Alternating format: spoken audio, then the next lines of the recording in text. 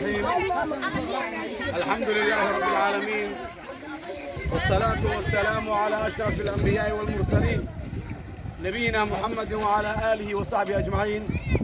نحن في مدينة كيسمايو في مخيمات اللاجئين، وكما ترون اجتمع في هذا المكان في هذا الحي كثير من السكان في هذه المدينة الذين لا يجدون أي ماء يتوضؤون أو يشربون أو يطبخون.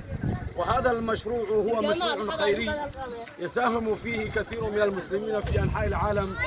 وفي هذا المكان نحيطكم علما بأن هؤلاء المسلمين بحاجة ماسة إلى من يساعدهم بشرب وبإعانة الماء وبسقي الماء.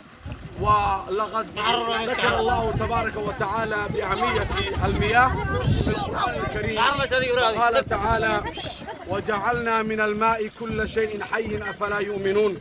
وقال تبارك وتعالى: أفرأيتم الماء الذي تشربون أأنتم أنزلتموه من المزن أم نحن المنزلون. وقد ذكر النبي صلى الله عليه وسلم أن سقي الماء من أفضل ما يتصدق به الإنسان، كما قاله النبي صلى الله عليه وسلم، فقال: أفضل الصدقة سقي الماء. وقال عليه الصلاة والسلام: ما من شيء أعظم أن يتصدق بالماء. ولقد قام جماعة من الدعاة في هذه المدينة لسقي إخوانهم في هذا الحي، ونربطهم علما بأن هؤلاء لا تكفيهم يعني سيارة أو تنقر واحد، بل يحتاجون دائما من يعونهم. ولقد ترون في هذا المكان وتشاهدون في وجوههم أنهم ليس لهم قوة ولا حيلة، ويحتاجون من إخوانهم أن يمدوا إليهم يد العون. وأسأل الله تبارك وتعالى لكل من يساهم في هذا المشروع أن يبارك الله تبارك وتعالى في ماله، وأن يجعله من الفائزين في الدنيا والآخرة، وأن يتقبل صلاته تبارك وتعالى، وأن ينفعه في يوم لا ينفع فيه مال ولا بنون إلا من أتى الله بقلب سليم. إخوة الإيمان، وفي هذا المشروع قامت أخت أم محيسين وغيرها لهذا المشروع لجمع نقوده من الإخوة والأخوات.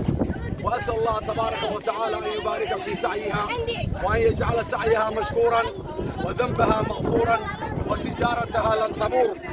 وبإذن الله تبارك وتعالى هذا أول يوم من شهر الرجب 1441، ولقد بدأنا هذا المشروع، ولا يكون بإذن الله تبارك وتعالى آخر يوم، بل هو أول يوم، وسنستمر لأن فيه حاجة ماسة، وهؤلاء دائمون يحتاجون يا أخوة الإيمان.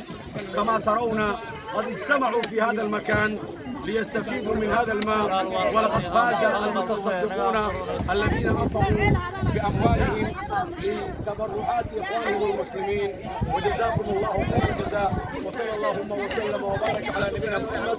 أنا أخوكم في الله شيخ سعيد من الدعاة في هذه المدينة وعلمائها، وجزاكم الله خير الجزاء، والسلام عليكم ورحمة الله وبركاته.